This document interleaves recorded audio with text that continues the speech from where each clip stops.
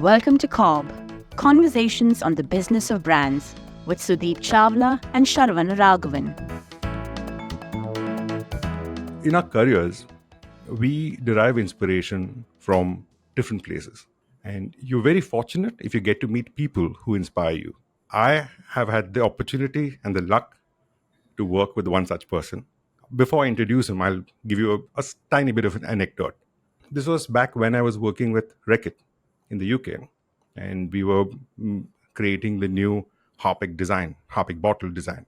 And Jos was my design partner, and I just couldn't get a hold of him.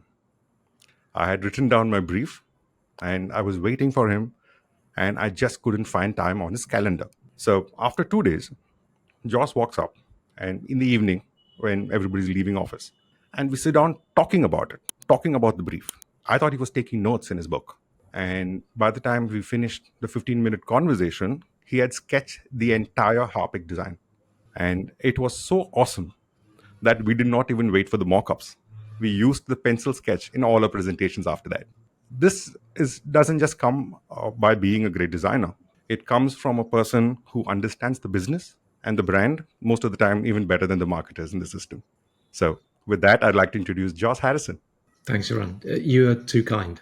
I'm happy to take anecdotes like that all day long. I remember the instance as well. I remember the design. I remember the chat we had. It's actually nice to remember that. You can't forget the design. It's still in the market. That's the bottle in the market right now. Yeah. So thank you for joining us, Jos. Yeah, it's a pleasure. Thank you. Excellent. What a lovely introduction. Let's first give Jos an opportunity to introduce himself, tell our listeners a little bit about where is he today, where all he has been, and then we can subject him to some of our questions and hopefully get him on the hot seat pretty soon. Absolutely. I have this podcast I really like, Behind the Brand by Brian Elliott. And the first question he asks all his guests is, how did you get this job? It's a good one. Yeah, I am familiar with the podcast as well. It's an interesting story, actually, how I got this job. And maybe it's a lesson perhaps to take through. And I've actually used it as a lesson in work that I've done since. So about 5.5 years ago, maybe a little longer, 6 years ago, Reckitt business decided to restructure. Lots of reasons behind it. But the intent to restructure was quite widely broadcast, with some high level direction on how we would conduct this restructure. Essentially the end state that we would be aiming for in operational and organizational terms. And then over the course of maybe 3 months, 4 months, the entire organization changed. And I mean, the entire organization, it was incredible. Something like 30% of roles changed over, huge numbers of people changing to different roles. It was quite something. And during this period, we had a couple of town hall meetings with senior leadership. And specifically, we were going to split into 2 business units. And we had a town hall with the 2 essentially CMOs of the business units. And they talked about the plans for the structure, how we were going to move people out into markets to be closer to the source of business, so that we were actually better acquainted with the channel structure, the cultural specificity, so many things that perhaps we thought we could do better. And during this meeting, it was quite clear that the business unit that became hygiene didn't have a design team. So I highlighted this point to my soon-to-be boss, although I didn't realise this at the time, and said, I think we perhaps we're missing a trick here. There's a wealth of design talent in the business that we currently don't get top value from, because they're not integrated as well as perhaps they could be. They're not empowered to the degree that perhaps they should be. And he said, yeah, I know, we've got plenty of great talent. Thank you. Appreciate the input. And that was it. So I thought, oh dear, that's not good. that didn't go down too well. But then a couple of weeks later, my boss at the time got in touch with me and said, the gentleman that I'm talking about, Fabrice Beaulieu, wants to have a chat with you. I think you should probably have a chat with him, if you know what I mean. So I was like, okay, fair enough. This is either going to be really good or really bad. And this was when people were losing jobs. And it was a period of time where, yes, there was a lot of movement, shall we say. Yeah. So we arranged a time. Fabrice called me up. and said, look, what you said resonated. I personally believe also that we don't get the appropriate level of value from the design brains in the business or the design process in the business. I would like you to come and join the hygiene business unit and help me figure out what that should look like.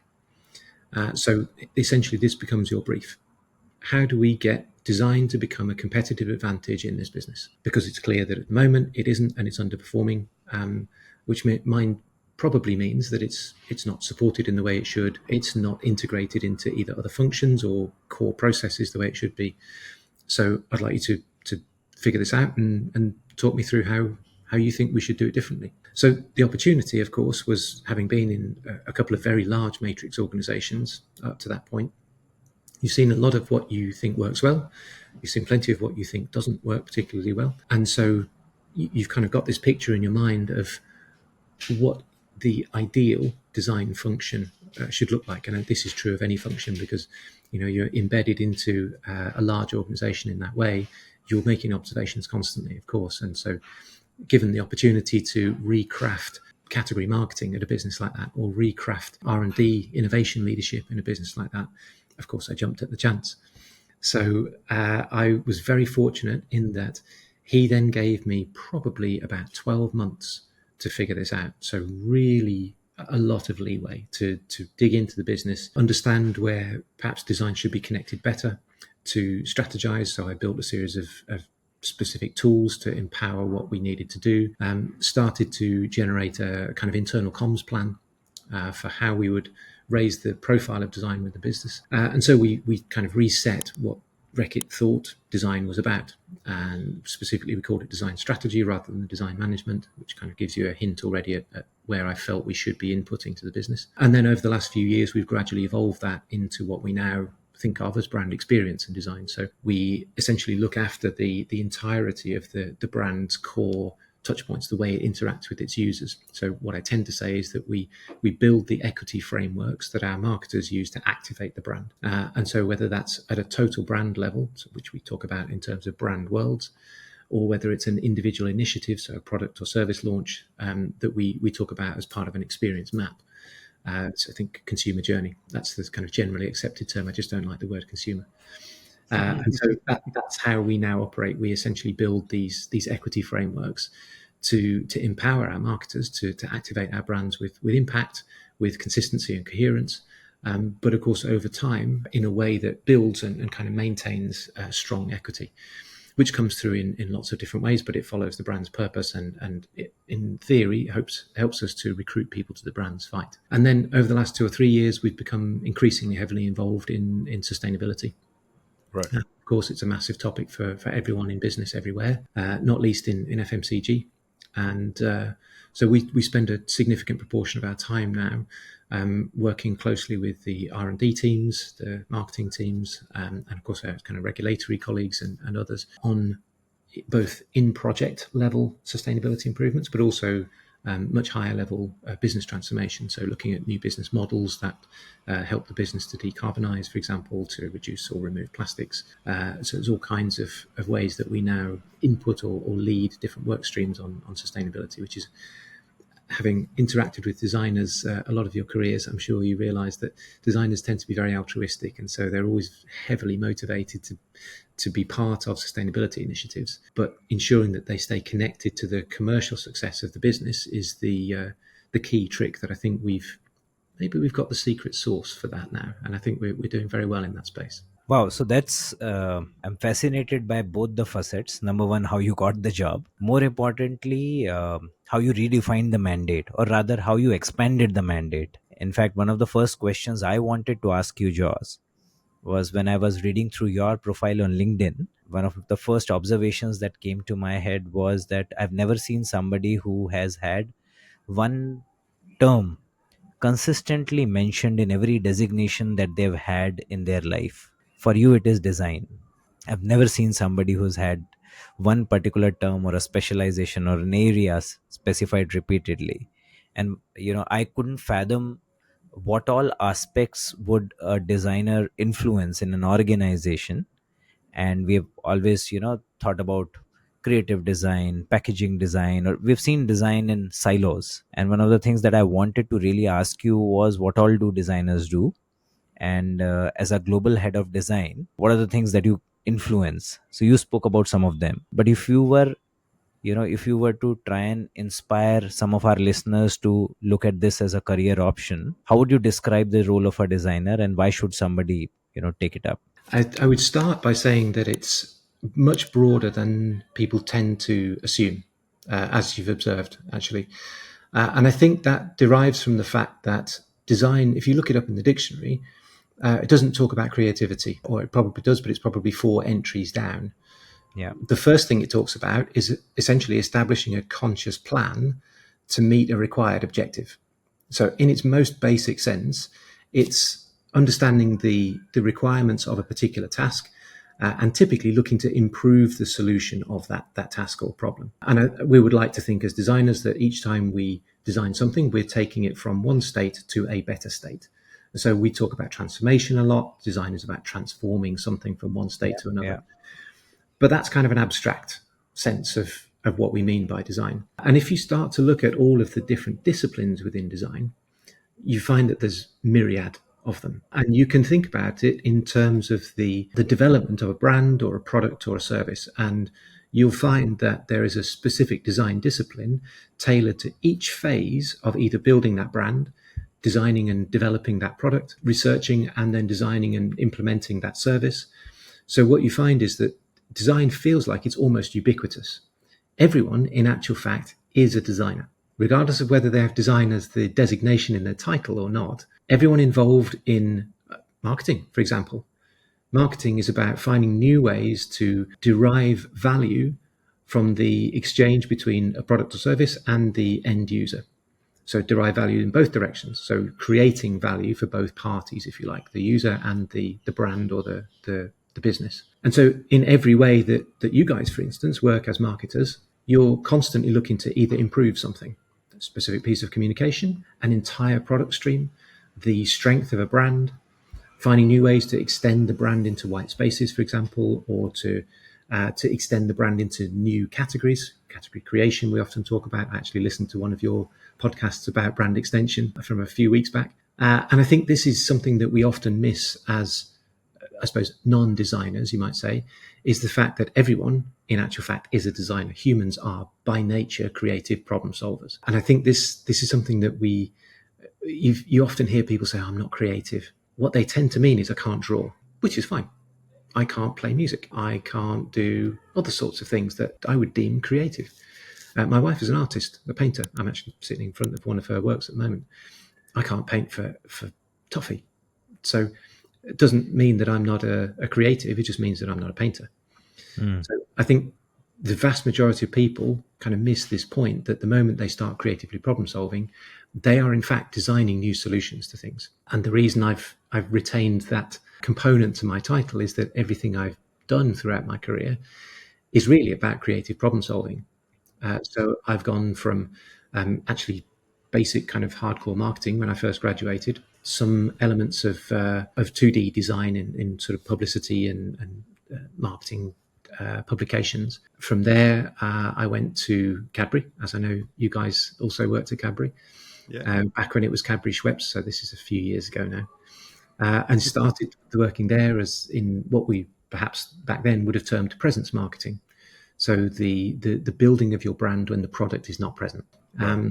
We've got lots of different names for it now, but that's essentially kind of how it started. And then I got involved in innovation, product innovation, packaging design, point of sale and in-store environments. From there, went to Reckitt, started looking initially at product design, packaging, but then we also started looking at brand strategy. And eventually we kind of net out at the present day with essentially total equity as part of my remit. But really it's empowering our marketing colleagues, our R&D colleagues, and the rest of the organization who activate these brands to have access to these consciously designed solutions. So if you imagine that every touch point that a potential user has with your brand is an opportunity to build a relationship.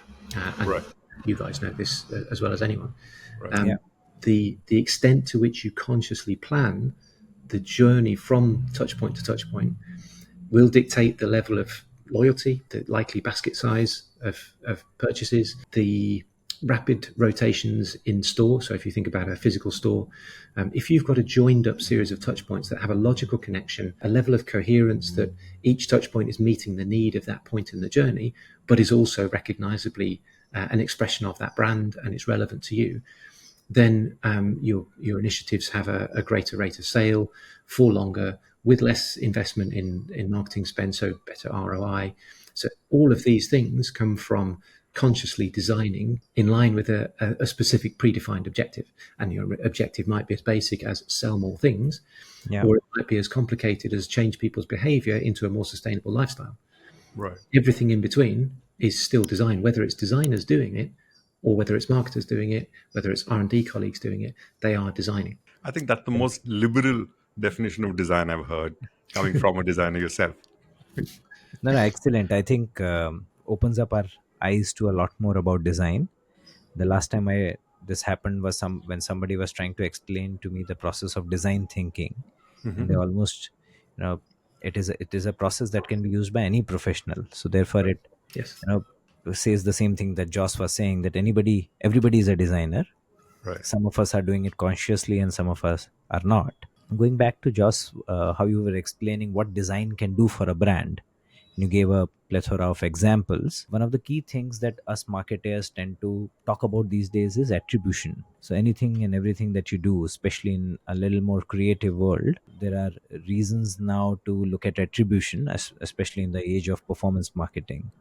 So have you struggled with that problem earlier? Any example where you were able to create some kind of a design solution that you were then able to uniquely attribute the success to for any brand objective that you had at that point in time? So this is a challenge that designers everywhere face. In fact, if you look at the full marketing mix, each part of the marketing mix, wherever you have a specialist, they all face this challenge, right?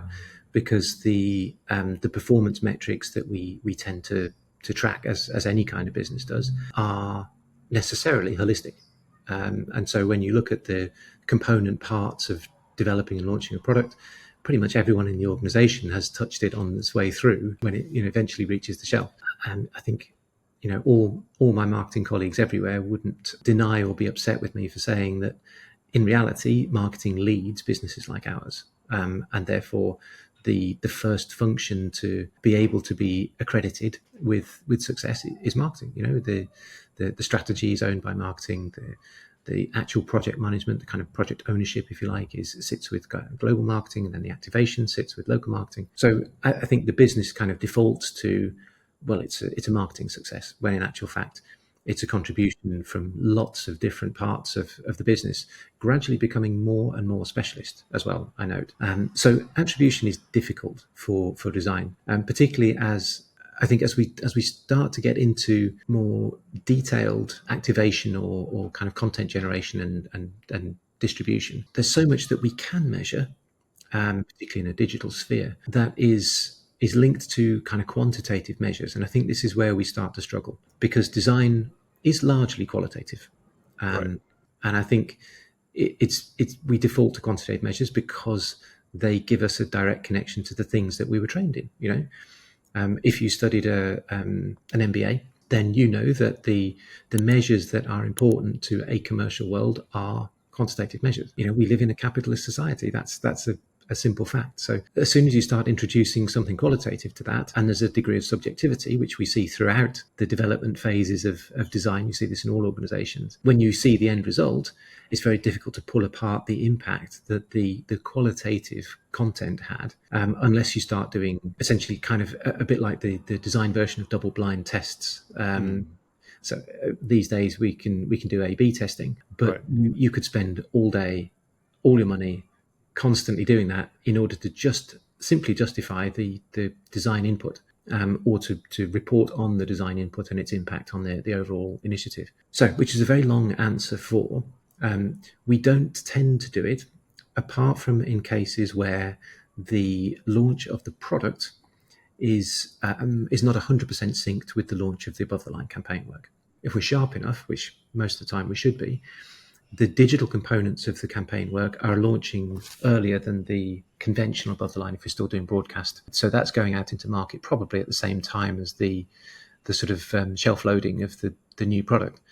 So it's difficult to kind of find a time where the product is on shelf and therefore generating data, but the advertising, for example, isn't in play, and the social activation campaign that sits alongside the above the line campaign isn't already in play. So on those few occasions when we do see this, where the product's in market first, of course we can look at the packaging and say, okay, that's our only marketing touch point at this point, and the performance is entirely based on that.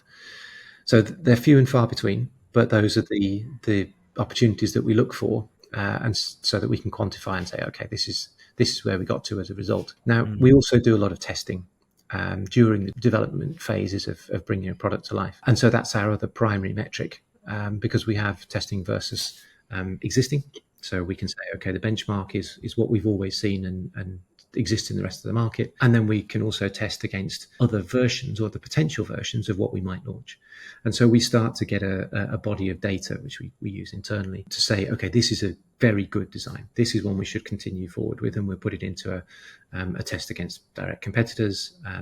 We might even imagine what the competitive set might look like in the immediate future, which we do occasionally, to try and sort of future-proof the initiative that's being launched. So there are a few ways to kind of measure, but attribution in terms of a success metrics for post-launch is extremely difficult for design. Right. Especially when we start looking at design of all touch points across the user journey. Then you just compound the problem because you've got multiple opportunities for design to impact and influence, but very few to actually measure it. Right, Jos. I mean, that's a very clear answer, but I have a follow-up to that. If in-house design teams struggle for attribution, what do agencies do? I know they get paid, but how can they demonstrate their success? And with that, I'll add another question. How does the design role vary from internal to an agency? Because until I worked at Reckitt, I had never experienced in-house design team. That was the first time I worked with an in-house design team. So what does it entail? What's the difference? Okay, good questions both. So briefly, the point about agencies, there are a few ways that agencies can metricize their input, let's say, and demonstrate success. And the one that I didn't touch on earlier is probably most important for agencies because it's a kind of aggregated attribution metric, which is a net promoter score.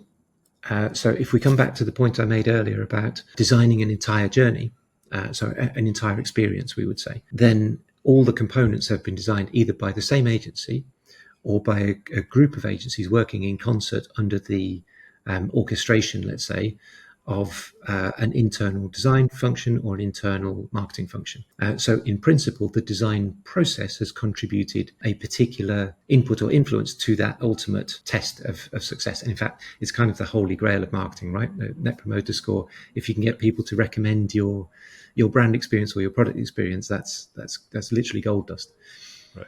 So then if I look at the difference between agency and in-house, which will now start to explain why I think that's a particularly important metric for agencies. The agency landscape has evolved massively in the time that I've been working in design, which is longer than I would care to mention.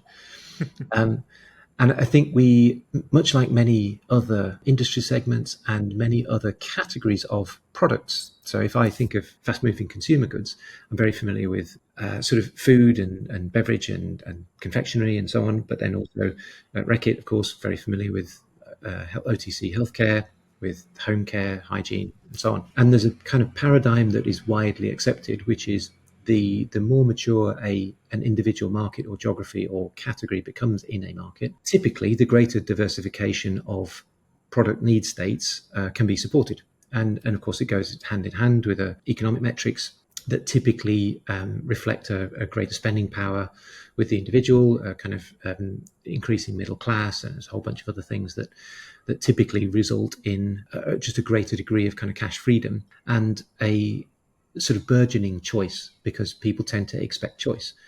We live in a very product-centric and consumable-centric society, so people expect choice. And so the diversification in agencies has actually followed that same model. And although we still see some massive full-service agency organizations. You can barely call them agencies. They're conglomerates these days, some of them. Even they now function as a collective of smaller individual agencies, all of which have a specialism. And so they kind of, in theory, they work together. It's a little harder to orchestrate that than it sounds, but in theory, they all work together, drawing on each other's specialist skill sets. Even so, all of the other agencies that sort of live in the agency community or landscape are varying sizes of specialism then. And so you have this wealth of talent, wealth of experience, but a degree of fragmentation.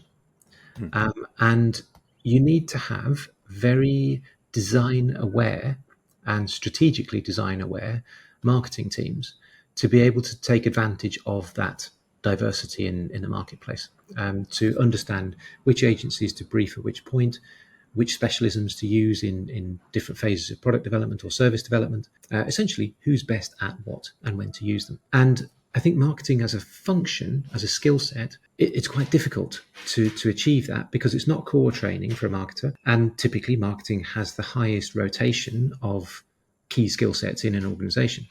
So the sort of rotation of people in role tends to be much faster or more shorter time, let's say, than most other specialisms. And so it's not a skill set that typically gets developed, but it's not something that is it's not necessarily a priority. If we're on, there are other business requirements, commercial requirements from a marketer that are probably more important, frankly. However, managing the creative output in a way that drives your brand, drives your product sales, drives your user base towards loyalty, improves sustainability, is all the things that we know need to be part of building a brand. Then you need an internal function really to manage the diversity of skill sets that exists in the agency community. And so this is why you tend to see it evolve particularly in large matrix organizations, because it's just such a complex process bringing products to life, trying to get all the creative components of that project out of the door, consistent, looking and feeling and sounding and smelling consistent, or at least coherent, contributing positively to brand equity, not undermining anything, ideally nudging your end user's behavior into a more sustainable lifestyle. It's not something that you can ask the core marketing skill set to take on. And so this is why Reckitt originally, for example, created a design management function that's actually evolved into design strategy and then latterly into brand experience and design. So the difference is quite significant. You'll find that most internal design functions are design management rather than design creation. There are some older people like me who are quite happy doing both, and actually I quite miss the creation part, if I'm honest, as you see from the original anecdote, Sharan, that you shared. Any chance to put pen to paper, I'll take it. But I think the majority of large businesses, and particularly multi-brand owners like businesses like Reckitt, they require an expert design function that are a management and leadership function rather than a creative production function. Although we have internal designers, the majority of the team are essentially creative partners, creative strategy partners for the senior marketers, for the senior R&D team, and so on. In an FMCG company, it's amazing the way you put it, because marketing tenures are short. You actually hold the mandate and hold the brand together, immaterial of the kind of agencies you're working with. And the agencies depend on you to guide them about what the brand does. Or what's the tenure of the agencies, Jos? Are they as short as the marketers, or do they keep going through a churn? I would recommend building strategic partnerships with agencies for a number of reasons. So it's all too easy to write a substandard brief for a piece of creative work, and then when you don't get the output from your agency that you hope for, to change agencies and say, okay, agency didn't deliver on the brief, creative output wasn't good enough, creative quality wasn't high enough, any number of reasons, and move on to another agency. The problem with that is that there's no internal learning happening. And so this is one of the things actually that we first changed when we created a design management function at Reckitt, is to establish longer term strategic relationships with our core agency partners. And of course, it's important to do a rigorous vetting process to ensure that you've got the right agency partner so that they're a good match personality and culture-wise. You have the right breadth of skill sets, so you'll need some strategy, you'll need some execution, You'll need some specialisms. We use what we call UX and 3D agencies. So user experience, service design, 3D product design, structural packaging, tend to sit in one agency. So we have several of those because they're a very specialist skill set. And we have several high-level design strategy agencies who typically sit alongside our advertising agency of record as the equity police of the brands. But I think to your point, Sharan, the agency should be custodians of the brand.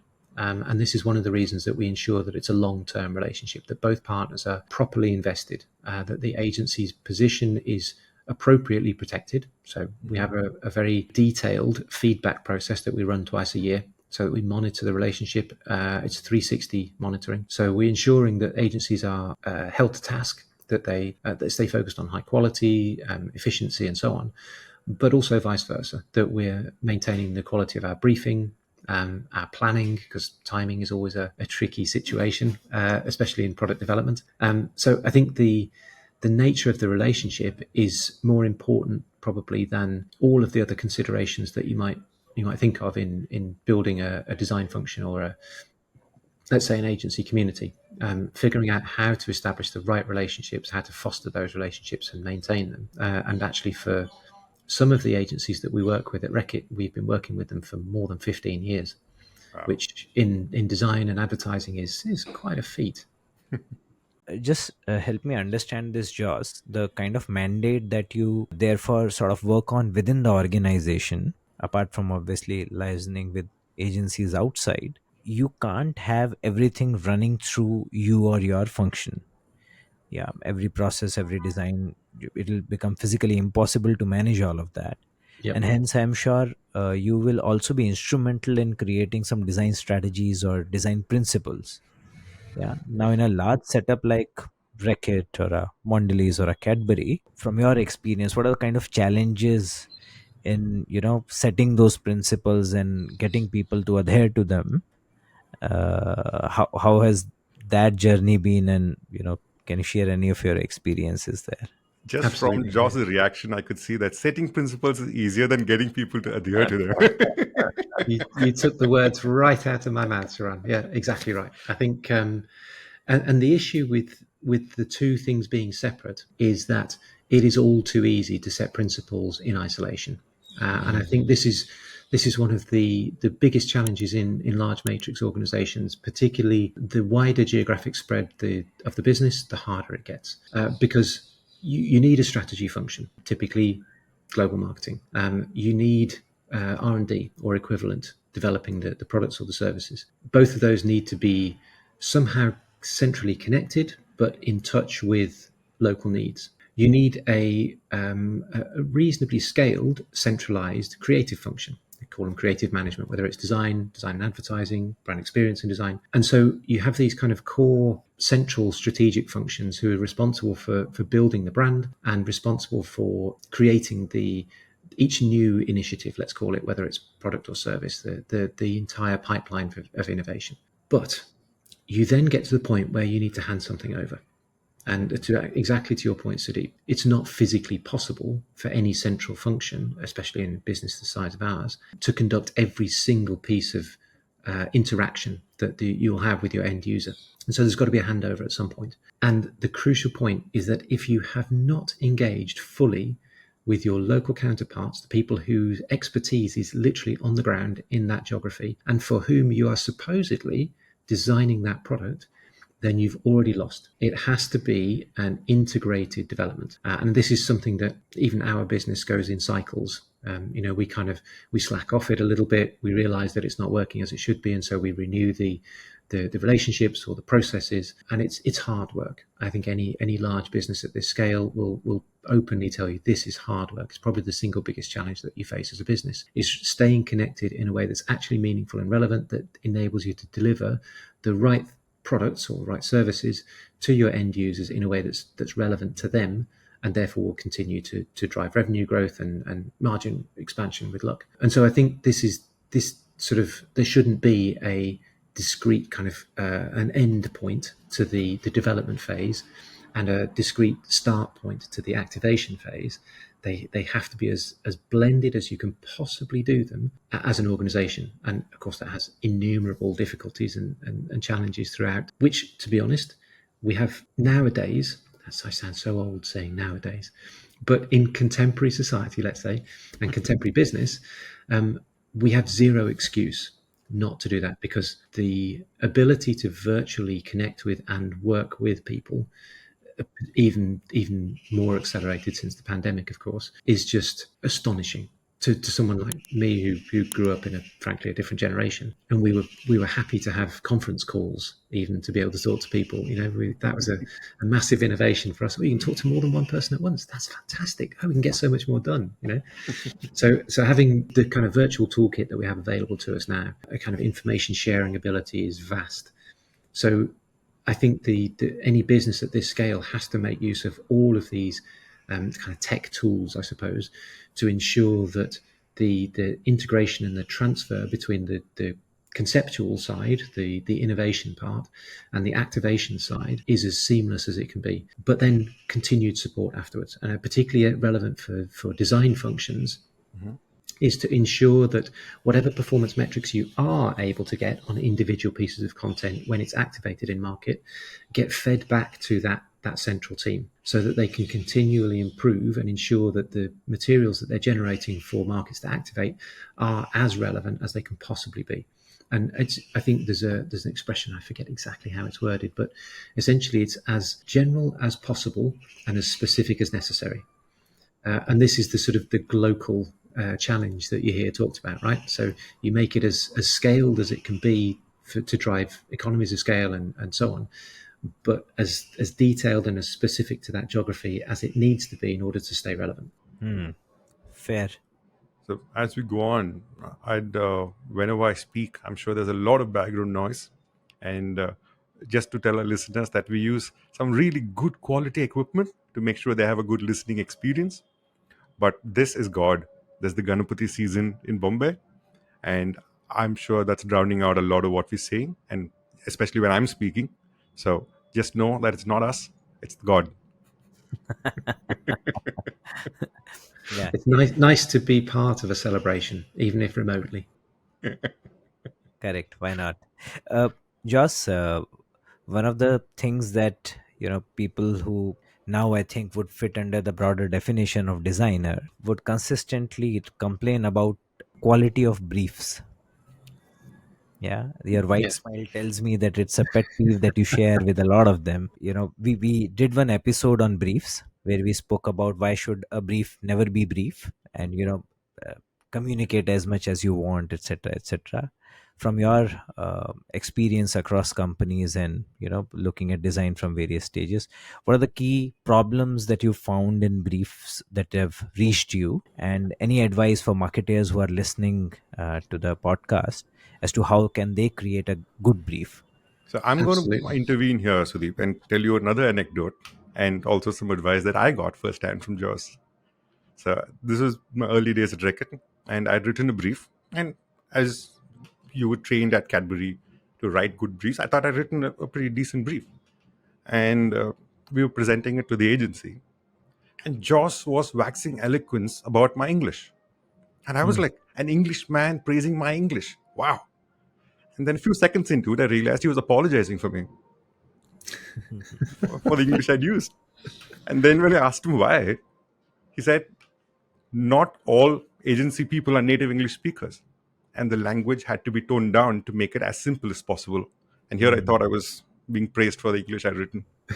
It was too good. That was the problem. Yeah.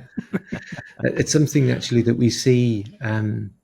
So sticking with the sense of the anecdote before I come back to the question, it's something that we see increasingly in creative services, let's say, so design, advertising, etc., is that we're becoming less geographically siloed in sort of resource management and resource sourcing, let's say, which is fantastic. I mean, we've needed this as an industry for a long time. And so we do find that a larger proportion of agency personnel maybe don't have English as their first language. And this sounds ridiculous coming from an Englishman, because English people tend to have the worst record for learning other languages in history. So the fact that people are able to speak more than one language and then do business in the second language is already, frankly, puts most people to shame. Oh, yeah. But I think it's an interesting one where you see some cultural backgrounds, and I think India has a particular cultural background where the English spoken is very precise, and it's quite it's wielded like a specialist tool, I would say. It's a very comprehensive grasp of English, which is a very wordy language in itself. You know, it has a precise word for everything. And I think kind of Indian education and Indian cultural background tends to use it to its greatest extent. So I think, for example, Sharan, you speak better English than I speak. I chop a lot of my words. I tend to shorten I've stuff. stopped believing it to be compliment a long time ago, Jos. Well, this is it depends who you're talking to. If you're talking to a Hungarian designer, it's maybe not so great. So I think that it is an interesting point that I tend to talk to my team about from time to time, which is when trying to communicate, particularly in a global business where some agency partners and in fact some colleagues often have English as a second or even third language, being precise with the language and being concise with the language is super important. And that translates into both the spoken part of briefing, which I'll come to in a moment as part of my answer to the question, and the written part of briefing. And it's something that I recognize in my early career. I tended to be far too wordy. And as I've kind of, I suppose, matured and my scope has become more and more global, I've come to recognize that I should be simpler and clearer with the language that I use. So as a basic tenet, that's super important. But I want to come back to the point that you made about the previous podcast, Sudeep, concept, I suppose, of a brief shouldn't be brief. I'd like to build on that and maybe craft it a little bit. After talking about language so much, semantics are super important, right? And I feel a briefing shouldn't be brief. A brief can be brief. And actually a briefing document, often having to distill it to a really refined core message, inspiration, business relevance, that's probably all you need. But the briefing process can be as extended as necessary and often benefits from that. So what we tend to coach our teams internally, so both the design teams and the marketing teams, is the briefing document is only the start. And in fact, you probably should start the briefing process before you write the document. So give your agency a heads up on this is the project. And in fact, it probably starts even before that, because you should be deploying your strategic plans to your core agency partners. So they already have a sense of the total pipeline of the brand for the next few years, the desired white space expansions, and what are the key requirements in those core markets, perhaps in those sort of non-core markets. And then they have a kind of background understanding of what to expect at a particular time in the year, a particular time in the month, even if you've got regular board meetings. So we have a regular monthly board meeting in which we review strategy, we review creative output and so on. And then I think when you get to the individual initiative, the agency or group of agency partners already has a good sense of what's coming down the pipeline. They're prepared for it, they're resourced for it. They've maybe even started to do some of their background research. It probably builds on a core user persona that has been used before for the brand in the geography, etc. So there should be a good body of knowledge that you can then use as your start point for the actual briefing process of that particular initiative. So let's say you're developing a new product. The process should then start with a kickoff, just a verbal, kind of quite open discussion with the agency partners to say, this is what we're formulating a brief for right now. We know that it's going to have its lead market in this particular geography. There's a couple of key things we know about that market already that you might want to kind of dig into while we're writing the brief. Competitive set are obvious things to think about. Channel structure, if they haven't worked in that market before, channel structure is super important. Social media platforms, what are the prevalent kind of comms platforms or channels that are for our particular persona in that market. And then the written brief should be a living document from that point on. So it captures as I said, the distillation of what you need the agencies to work on. So it should always, of course, have the business context. What are we trying to achieve with this initiative from a business point of view? And it might be a little bit like I was saying earlier, it might be as basic as drive sales by 15% in this market, in this segment. But it might be something super complex. might be about driving equity and establishing a new equity position. So how do we go about redirecting the brand's equity into a new space that we believe is more future-proofed, or react to a specific stimulus, something like the pandemic that of course derailed brands but also built others. Yeah. So the business context is super important, but it's important then to articulate the role that design as a process will play in solving this problem. So not just what's the output I expect, which I think all of us can sometimes default to, and I'm just as guilty because I'm a designer. I visualize the end result in my mind. I was sitting listening to Sharan when we had that conversation all those years ago, but I was also drawing from the moment he started talking. So I realized there's a kind of an intuitive leap that sometimes happens. But I think the need to articulate the role that you see design playing in helping to solve that challenge is super important, because then you're not looking for design of a particular pack or design of a particular social media touch point or design of a particular point of sale execution to solve the entire business challenge, which is something we can sometimes default to. We articulate the business challenge because that's what we do as marketers, right? That's our bread and butter. But then we tend to try and make the packaging do all of the jobs that are needed to fulfill that business challenge. Or we tend to try and make the above the line advertising do all of the jobs that are necessary to fulfill that business challenge. So digging in, usually working with an internal design partner, I would suggest, is super important then to articulate what do we want design to do here. And then 2 key points. I would suggest, how does this particular initiative align with the brand's purpose? And that's the best way to ensure that it's aligned to a continuous track of building equity, because your brand should always have a purpose. It should always be trying to make a positive impact somehow, whether large or small. And so ensuring that each initiative is aligned to that, is recruiting people to the brand's fight, or is making a positive step forward, then that's a really important one. And then finally, how are you going to measure the output? So if design success looks like X, how are we going to measure X? What are the KPIs? What are the action standards? Ideally, what are the methodologies we're going to use to test it? Because, of course, there are many possible methodologies for testing different touch points, different executions of brands. And so it's really important upfront to say, we're going to measure it this way, we're going to measure these things, and we're going to agree that it's right when we get to this particular level. You fix the attribution in the brief. In principle, yes. If it was that easy to measure it afterwards, that would be even better. But yes, exactly right. Yeah. No, I think indicating the output matrices that you're looking at, and at least they have a view of what do we need to influence, possibly super helpful for anybody who's trying to receive the brief from you. Oh, yeah. And I think that's a lovely answer, Jos, which has left me with a lot more questions. I would like to add a bit to that, if you don't mind. We assume that the role of the marketer is to write the brief, and that they are somehow therefore to blame if the brief isn't as good as it perhaps could be. I would suggest that the partners that are getting briefed, that are receiving the brief, have a massive responsibility in this as well. Wow. So writing the brief should ideally be a collaborative process. So if you've got the right agency partners and you've built the right relationship with them, they should be literally helping you to write a good brief. Even if you as a marketer are writing a brief and submitting it to the agency partner, if they accept a bad brief, there's only one person in that relationship to blame. So your agency partners have a big role to play here. There's no agency on earth has to accept a bad brief. If they're invested in the relationship, they should be coaching the briefer to deliver the best possible brief.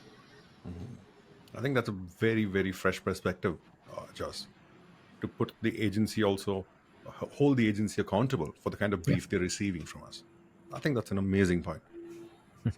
Sharan is all too happy to share responsibility and accountability. Why wouldn't I? Yeah, quite right. It's a relationship, right? It should be success in both directions. It should be difficulty shared. It should be challenges overcome together. Right. And in fact, that's something I picked up from Sudeep. Says, sell the brief to the agency, give them the story. So that's when you said the briefing has to be longer. I think I went back to the point that Sudeep used to make, or still makes, saying, sell it to the agency. Don't just brief it to them. It's not about them reporting into you or being a vendor, but about you having to convince them. If they're not convinced, maybe you got to redo the brief. And that's what you're talking about, saying collaborate on writing the brief. It's a lovely Amazing. way to think of it. I like that. I think the notion of storytelling is super important. If you're trying to inspire creative people, tell them a great story. Exactly. Yeah, yeah. I Love. think the whole purpose, as I say, marketer, the whole purpose of marketing is to transfer conviction. Hmm. So your agency will create something which will help you transfer your conviction to the wider world. If you can't transfer your conviction effectively to the agency, there is a problem. Absolutely. Very nicely put. Yeah. A quick one on this, Joss, that being a designer, you not only need to solve for organizational, mission or briefs. There will also be some kind of a pressure to, always be on the top of latest trends, latest tech. Yeah, sometimes that becomes the brief, especially from top management. Is that something which resonates with you? How do you cope with some of those expectations? So this is quite a fun one, and maybe an unexpected answer. I think it's important. I like the fact that you decoupled trends from tech. I think that's super important. Trends are really only viable at a macro scale, and this is probably where I have hundreds of design colleagues disagreeing with me. But trends in creative expression are meaningless because Meaningless. meaningless. Yeah, Okay. following a trend in creative expression as a branding exercise. So bear in mind that as a designer, I create for someone else, something else, usually a brand. If I was an artist, I'd be creating for myself, right? As a designer, I have a brief, I create something for someone or something else. The way that gets expressed visually, verbally, sonically, in any other sense, must reflect the brand. It should not follow trend. It should understand visual trends, perhaps as a context, and you might have a cheeky nod to certain things that are happening, either culturally or economically, perhaps in some cases. But trends in graphic design, for example, no. I don't believe that designers should follow trends in that sense. Now, macroeconomic, societal, environmental, absolutely. Trends that drive human behavior, human perception, human attitude, and ultimately human behavior, they should be the designer's bread and butter. If a designer is not fully au fait with the major societal, economic, and other macro trends that should influence their work, then they need to go back to school. They are a massive input to the work that we do. So I think helping to direct brands in a way that future proofs them in a frankly a very volatile world that we live in so many senses means that designers shouldn't be adhering to transient trends of the way things look, the way they sound, maybe the way they feel, goodness knows. But trends are macro or nothing. Hmm. Onto tech. Tech is a tricky one, especially at the moment. In the last 6 months, 8 months, we have an entire new world of tech open to designers and everyone else. Right. Technology is an interesting partner for designers, and I think it's always been an enabler, but it's always been perceived initially as a threat. And I think it's much the same right now. If you think of the apparent perceived threat to creative professionals, artists, that was presented by the printing press. Right. There were people who actually destroyed printing presses. Now, part of that was because it was disseminating messaging that they didn't like, but the artist community felt that the printing press was going to be the death knell for art. Wow. It's exactly the opposite. It enables more people to experience art. Yeah. And I think that you see this in kind of every major new technology, every societally impacting technology that we encounter. And I think the current sort of generative AI wave is no different.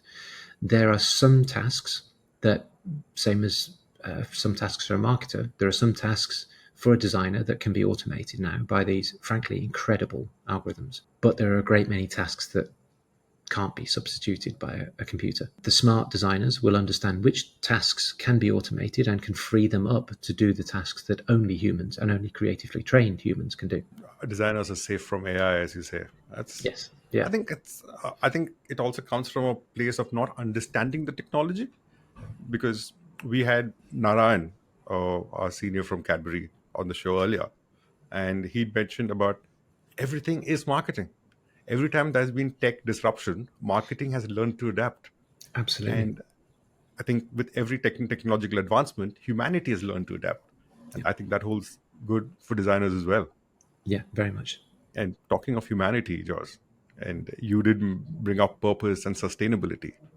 And that's something that Sudeep and I have debated, discussed, shared with a lot of people already. And it's a bit of a pet peeve for me. Let me start with the question: do consumers really care about the purpose of the brand? Um, I would say it depends on the brand and it depends how the purpose is brought to life. Okay. Could you expand on that? Yeah. So, all brands, if they want to continue to succeed in the world that we live in and the world we will live in 20, 30, 40, 50 years' time, need to understand what their purpose is. A brand's purpose can be enormous, it can be Patagonia esque, or a brand's purpose can be tiny. It can be about small moments of delight. Think of Cadbury. I think there's a perception in certain circles that purpose is automatically some kind of old school CSR direction, right? Right. And I don't think that's necessarily the case. A Okay. brand needs direction. And if we come back to the point I made about design, if you think about purpose in a dictionary, you get a very different interpretation of the word than if you ask certain fund managers in investment companies, perhaps. I think the clear thing is that purpose should give direction to a brand. And if that brand wants to be surviving, in fact, thriving in 20 years' time, 30 years' time, then that purpose had better be a positive one. It better be positive change of some kind, because continued growth of the human race generally and of our consumption habits is going to mean that we have to change the way that we live. We have to change the way that we consume, if you want to use that term. And so if a brand is going to survive, it needs to actively engineer the conditions that will allow it to survive. And those will almost certainly be some kind of positive change, whether that's societal, ecological, or economical. There's many sort of dimensions to establishing and activating a purpose. But for me, it's intrinsically linked to the brand's success. If the brand wants to succeed, it needs to be purposeful. It needs to have a positive impact. It needs to create the conditions that will allow it to succeed. And this is why purpose is linked to business success. You know, we know that endless rounds of research have told us for the last 10 years or more that increasing numbers of people have trust issues. They trust governments less. They even trust NGOs less in some cases. Perhaps increasingly are looking to large brands, large corporates, let's say, for some kind of positive impact. We see society around us and there's so much that we would like to improve, right? And we see the world around us, there's so much we would like to improve as individuals. We feel disempowered as individuals for the most part. And so we look to larger entities to help us effect change. Corporations, just as important in that space. So if a brand is going to have a positive impact, we need to recognize that it's being looked to by people as a corporate entity. It's a commercial entity. So if it's going to continue to have a positive impact, it needs to continue to have commercial success. So the two things are linked. Understood, Jos. But I see a lot of brands kind of push the envelope on purpose as a way to charge more for the products. And anything that you say is sustainable is a lot more expensive than what we say, just for the lack of another word, non-sustainable brands. So why should consumers be making the sacrifice if the brand is driving the purpose? They shouldn't be sacrificing. I think that's a point that's super important. Sustainability as a way to charge more. I think no one in our industry would like to think that's the case. But I think there are greenwashing claims from time to time that you see around. But sustainability needs to be accessible to everyone, and so charging more for something simply because it's sustainable is not appropriate. If it's a better solution, then there's a reason perhaps to charge a premium. If you're replacing an existing solution with something better, or you're fulfilling a need state that was previously wasn't solved, then fair enough. There's a reason perhaps to expect a larger value exchange with your end user. I think if you think about purpose, I can't see any reason for a brand to use purpose alone as a reason to premiumize something. Absolutely. Let's say. So purpose itself should be a value creation tool for brands, because you should be, as a result of your purpose, adding something to people's lives that they don't necessarily get from maybe the product alone, or the advertising, or the presence of the brand in their marketplace. It should be all of those things together, aiming at this positive impact somehow. So it certainly shouldn't be a premiumization tool. So, Jos, apart from Cadbury and Reckitt, we have something else in common. Our shared passion for fitness. I've been trying to get Sudeep to join me and run. He doesn't listen. And I can't even get it out with a straight face. Anyway, so I used to see you with this ugly juices in office instead of lunches and running in the middle of the day. And I know Sudeep says it's very meditative for him. I refuse to believe that. How does that even affect your work? Well, I don't get to run in the middle of the day anymore. So lunchtimes have been absorbed by other work. But I still run. I still lift weights. I still do all sorts of different kind of movement practices. Definitely have to back Sudeep up on this. Running is meditative. I never thought it would be. I'm not built to be a runner particularly. I started probably about 12, 13 years ago. Yeah, I think. And was surprised myself by the fact that it is meditative. So yeah, I quite enjoy it. I do still drink the funny looking drinks. Yes, I noticed that. Sudeep travels the world to run. Oh, really? In fact, he's had Fantastic. run where you live right now, Amsterdam. I remember that. No, not Amsterdam. Huh. Edinburgh. Edinburgh. Well, they're sort of close, a couple of 100 miles between them. Yeah. But I whenever I travel for work, I try and squeeze in a run somewhere in that place so that I have run there. So places like San Francisco and across the Golden Gate Bridge, and the interesting places that you wouldn't perhaps go to unless you were there working or on holiday, I'll always try and run there. Yeah, I also find running an excellent way of discovering a new place and getting your whereabouts there in the early morning. You don't have too much traffic. You can go around. You can explore places that you otherwise won't go to during the course of the day. And so is that part of your ritual? Is that part of your design principles, the way you work, or is that completely different from what you do? For me, the exercise part is super important. Yeah. And I think all professionals benefit. So people in our industry, let's say, benefit from physical activity. We spend so much time sitting down, frankly, in all industries, that being able to break that sort of torpor, I suppose, is a good word, is really important. So even if I'm, on a series of calls that effectively I can't get up and go for a run, I'll get up, do some push-ups, or I'll get up and move around the apartment and do some unusual movement more than just sort of walking. I'll get down on all fours and crawl around or something. It's actually really important to change your physical position as often as you can. So I think it's something that maybe all otherwise seated professionals should take on. One set of listeners are young agency professionals.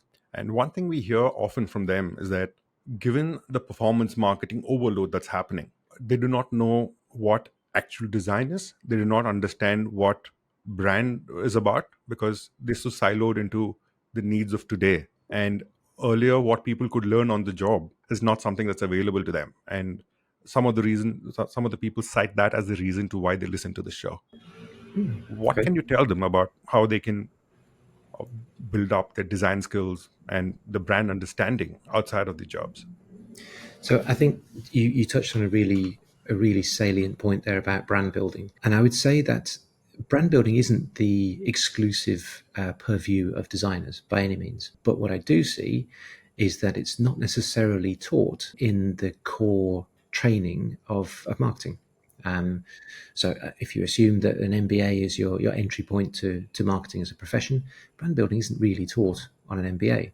It teaches you to be a great commercial leader at some future point for the organization, but it kind of does what it says on the tin, right? It's business administration. So I think the creative professions actually have a level of responsibility to coach brand building into wider marketing cohorts. And yes, you have specialists in marketing who are strategic brand builders, but often it's a commercial lens only.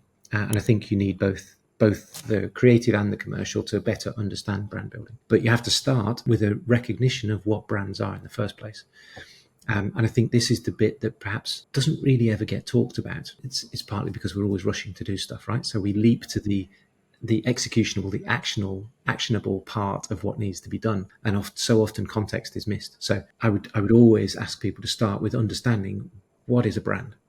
And why are brands important in today's world? You know the history of brands, right? So people literally branding cattle or sheep, and it's a demonstration of ownership and solidarity within a group and all this sort of thing. But that notion of uniqueness, so belonging to something that's distinct from other things, that's where it starts. And the way that people use brands is as a form of self-expression. And we don't often talk about this. The average person on the street doesn't have access to 200 marketing professionals and millions of dollars of advertising spend to get their message out there, to tell people, I believe in this, my values are this, I want to be associated with this. And so they buy into brands and they use brands because that is their way of, it's a proxy for self-expression.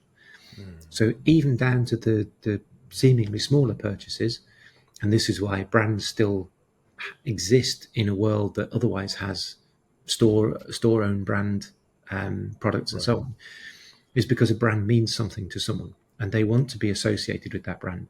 Everything from Harpic to Apple to Tesla to goodness knows, I'm trying to think what might be more premium than electric cars, but you get the point, right? Rolex, yes, perfect. It's there, it's in someone's repertoire as a part of their way of expressing themselves. And if you start from that understanding, you have a much better insight into the point that Sudeep made earlier about conveying a compelling message, a message that you believe is a positive, worthwhile, relevant message to that person, and helping them to understand it, which potentially leads eventually to a sale or to some other form of value exchange. Transfer of conviction. Transfer of conviction. It's a much better phrase than I used. Thank you. And so I think the notion of branding as a basic premise is super important. But then how to build brands, of course, is a massively complex task. It requires a long period of time, which, of course, as we talked about earlier, is not necessarily within the tenure of one specific marketer or sort of brand owner or brand manager. It's actually, I love the phrase standing on the shoulders of giants. You're literally taking on the equity that someone else's have built and trying, first of all, not to destroy it in your first few weeks. It's always a good start. But then ideally to build it, to contribute something positive to it, which typically means making sure that all the things you do are somehow consistent with what happened before, that there is a level of sophistication in the activation of your brand that makes it relevant to people. Because if people are going to use brands as a proxy for self-expression, then those brands need to be, to some degree, humanized. A one-dimensional brand is not compelling as a way of expressing yourself. If I want to show that I hold the same values as Nike, for example, which I believe is that everyone who has a body is an athlete, and empowering that through all of their products, all of their services is what they're about. I believe that. I would like other people to think that of me, that I believe that no matter the degree to which you can move around, you have the potential to be an athlete. Right. And so I want people to see that. I'm happy to wear I'm not wearing it today, but I'm happy to wear a Nike tick on my shirt or on my trainers. I'm happy to use their app and be seen connected with other Nike runners or whatever it might be. And so I think this concept of why people use brands and then how to build a brand with that in mind is really important. And I think is not talked about enough, is not formally coached in many places. And it's something that designers are taught formally. And so often we end up being the ones sort of imparting that information and providing the frameworks that enable that to be a standard operating practice. Excellent. Just we have a few questions for you that might make you a little bit uncomfortable. Okay. But those are called rapid fire round, and we place you in hot seat. What we don't allow you to do is wriggle out of the question and take the easy way out. So you have to answer them. Now, Okay. Within that framework, you can be as diplomatic as you want to be Or not. or not. So, one FMCG brand that you think is poorly designed and needs a redesign. Wow. I can tell you a brand that needs a redesign. It doesn't mean that it's poorly designed necessarily, Mhm. rather that it's become a little fragmented. Okay. It's actually one of our brands. So it's our massive global disinfection brand, Lysol. It's most prevalent in North America. And because it has such a rich heritage, the brand has existed for decades and decades. It has such a broad portfolio of many need states. The heartland of the brand is about safe disinfection, and it's a go-to for people in particularly in North America, but also in other geographies. Right. And the sheer scale of the brand has, over time, through many organic growth, launches of new products, new segments, it currently doesn't look as cohesive as I would like it. So if I were to redesign a brand to ensure that it feels as cohesive and as credible and as linked to its heritage as possible, then it would be our brand, Lysol. Ah, that's very diplomatic, actually. Okay, let me ask you something about Reckitt itself. What's your favorite Reckitt brand and why? Wow. My favorite Reckitt brand is probably well known in South Asia, but not as well known around the rest of the world, and it's Mortein. Ah, Oh, interesting. So I've always had, since I joined Reckitt 13, 14 something years ago, I've always had a massive affinity for pest control. It's one category that I've worked on the whole time I've been with the organization, and it's a category that has such massive potential for positive effects. So I talked about purpose earlier. right. Pest control in general, of course, plays a massive role in people's lives around the rapidly widening equatorial belt. And it's only going to increase in its necessity, let's say, as we kind of enter this new phase of global warming with the expansion of the equatorial belt and kind of urbanization of massive populations, so lots of people coming into closer and closer contact and often closer contact with pests. So Mortein is an amazing brand with such a long history that has a highly recognized place in certain markets, where it's been sold for a long time. But it's one that I feel the organization has a kind of long-standing relationship with pest control. And Mortein is probably the one that's the cheerleader, perhaps, for the category. We have a number of brands in the pest control category, but Mortein is the one that I feel the greatest affinity for. Wow, I was not expecting that. Neither was I. Morton was the one, Sharon, that had that Louis, Hui, That's those right. three Yeah. mosquitoes, etc. Yeah. Right. Oh, not Louis bad. the Fly. Yeah. Excellent. Joss, if you were not a designer, what would you be? Wow. I'll give you two answers.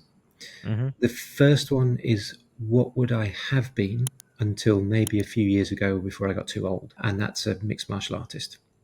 Oh, So lovely. I love mixed martial arts. I haven't practiced for a while now, starting to get a bit creaky around the old joints. Wow.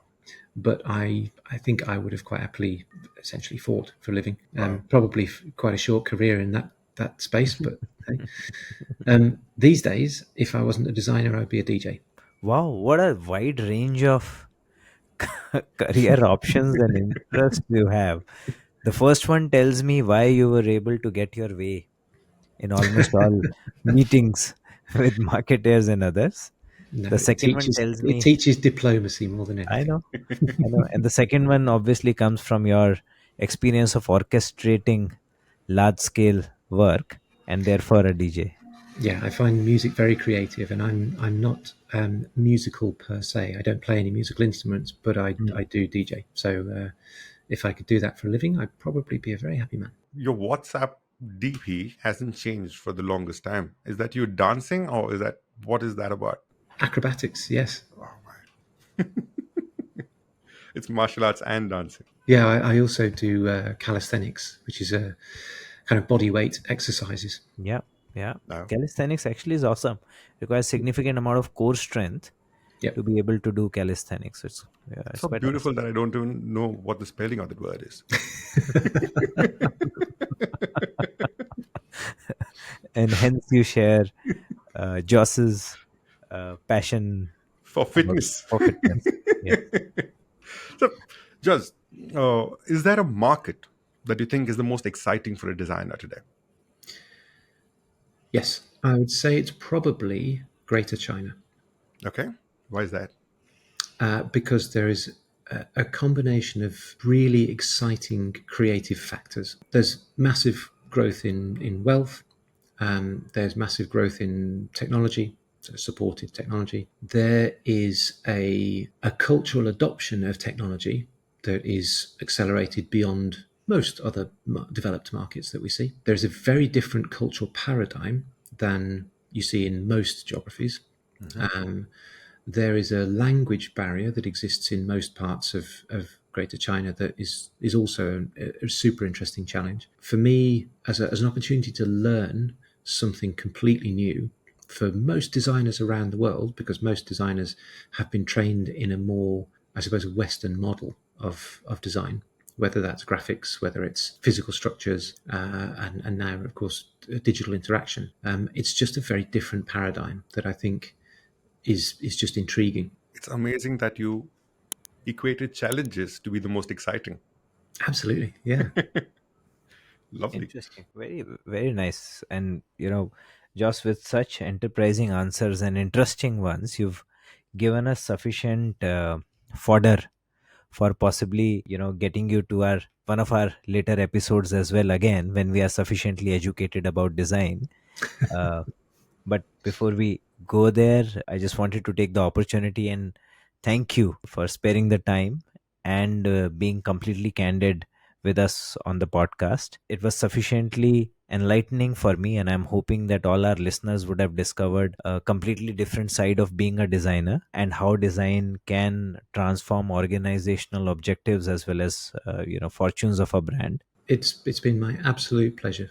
Thank you. Really, thanks a lot. And I'm hoping that anybody and everybody who has any questions about design as a career option or design as a function within an organization, they can feel free to post those questions in the comments, and we'll make sure that we relay those to Jos and get you your answers. And if you don't get your answer, you know whom to tag on LinkedIn for sure. Yes, exactly. Thank you very much, Jos. It's been a pleasure. Thanks both. I've really enjoyed it.